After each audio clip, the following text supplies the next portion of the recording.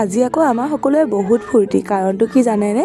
জুবিন দাৰ লাষ্ট চিনেমাখন ৰৈ ৰৈ বিনালে চাবলৈ গৈ আছোঁ। ইফালে আমি শিমলুগুৰি পালোহি। শিমলুগুৰিতে থকা জেউতি চিনেমা হলত আজি আমি ৰৈ ৰৈ বিনালে চাম। এয়া আমি চিনেমা হল পালোহি। চিনেমা হলটো বহুত দিন বন্ধ হৈ আছিলে, বেছি দিন হোৱা নাই অপেনিং হোৱা।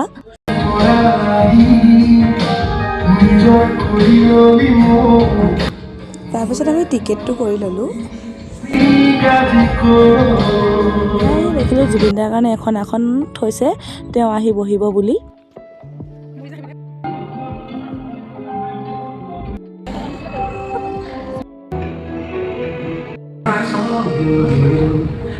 আমি কিন্তু চিনেমাখন চাবলৈ বহুত দিনৰ আগতে টিকেট পাইছিলোঁ, কিন্তু আমি যোৱাহে নহ'লে। আৰু কিন্তু লগৰীয়াবিলাকক এৰি পিনি যাবলৈ মন নাযায়। এতিয়া যে মই চিনেমাখন চাই আছোঁ, সেইটো টাইমত মোৰ একো অনুভৱেই হোৱা নাই যে মই যাৰ চিনেমাখন চাই আছোঁ তেওঁ আমাৰ মাজত নাই। এজন মহান ব্যক্তি হেৰুৱাই পেলালোঁ। কথাষাৰ ভাবিলে মনটো বহুত বেয়া লাগে। চিনেমাখনৰ মাজত আকৌ কিবা এটা নাখালে ভালো নালাগিব ন, সেইকাৰণে পপকৰ্ন নাপালোঁ, মানে চিপছকে দুটামান লৈ ল'লোঁ। অৱশেষত মই চিনেমাখন চাই বাহিৰলৈ ওলাই আহিলোঁ। ৰৈ ৰৈ বিনালে চাই ওলাই আহিছোঁ এতিয়া দেই। এতিয়া গাড়ী পোৱা নাই, ৰাতি 8টা 8:30 হ'ব এতিয়া। নাপালে খোজকাঢ়ি খোজকাঢ়ি গৈ থাকিম আৰু শিমলুগুৰিৰ পৰা বিহুবৰলৈ। এইফালে চব গৈ আছে।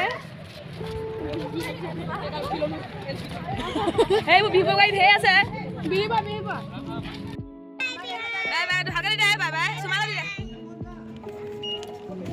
তাৰপাছত আমি বেটেৰী পালোঁ, বেটেৰীত উঠিলোঁ, শিমলুগুৰি ষ্টেচনৰ ফালেদি আহিলোঁ।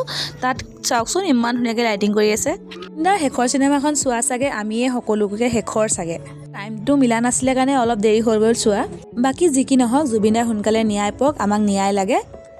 শেষত আৰু কি ক'ম, জাষ্টিছ ফৰ জুবিন গাৰ্গ।